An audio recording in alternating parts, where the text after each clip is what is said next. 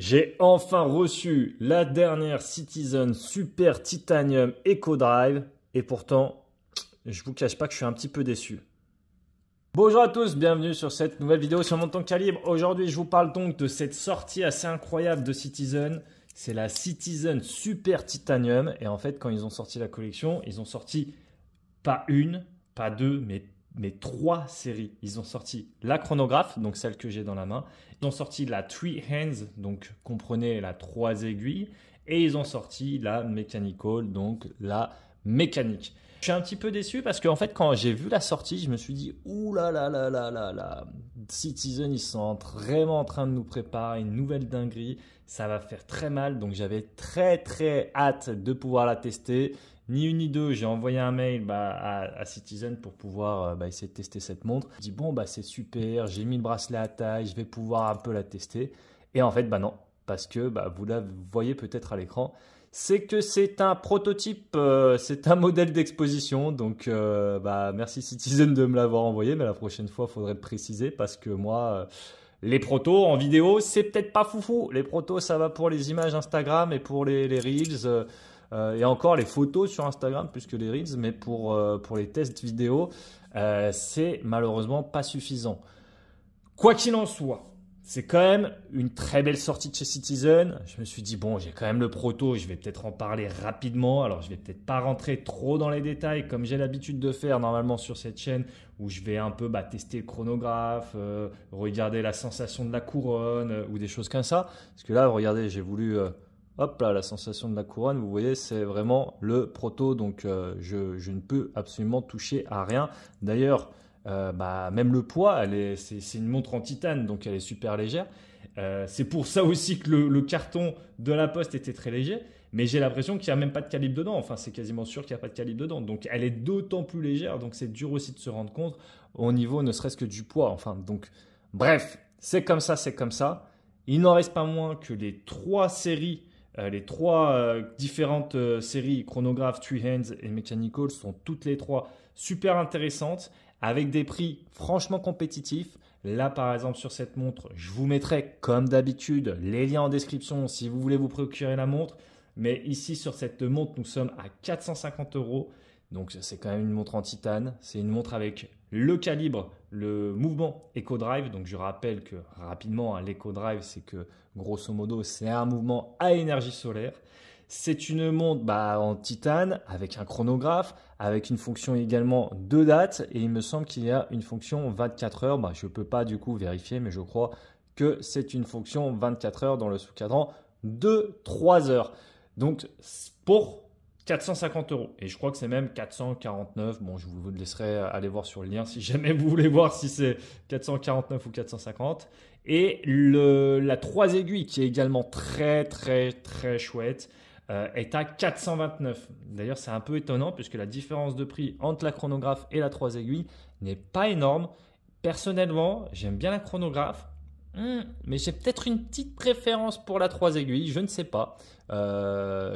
Il aurait fallu comparer, avoir les deux à côté. Quoi qu'il en soit, comme je vous disais, ici, on est sur un boîtier titane, 42,5 mm de diamètre. Nous avons 11,6 mm d'épaisseur. Comme vous pouvez voir, la couronne n'est pas logotée. Alors, est-ce que c'est parce que c'est une couronne de modèle d'expo ou pas? Je ne sais pas. Mais en tout cas, là, ici, elle n'est pas logotée. Nous avons 20 mm ici d'entrecorne. Tac, tac, je vais venir ouvrir.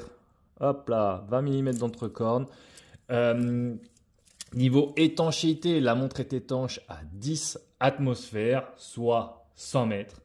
Le calibre, comme je vous le disais, c'est le B620-00M. Le verre, c'est donc un verre en saphir. Le fond, c'est donc un fond vissé, comme vous pouvez le voir, sans inscription particulière. Quelques mentions quand même, il n'y a pas de gravure ou quoi que ce soit, mais il y a quand même quelques petites mentions aussi. Il y a, vous pouvez voir à l'écran la marque, quelques références, etc.